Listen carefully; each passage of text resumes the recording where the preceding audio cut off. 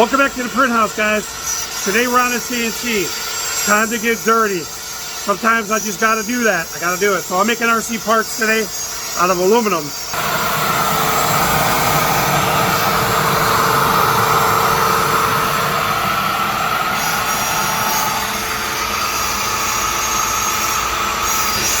Aluminum. Some of the bits I use when I mill, cut into parts. The commercial grade router, small one here. Belt sander, drill press, all my aluminum, carbon fiber, G10s, all the stuff that I cut. Tons of parts.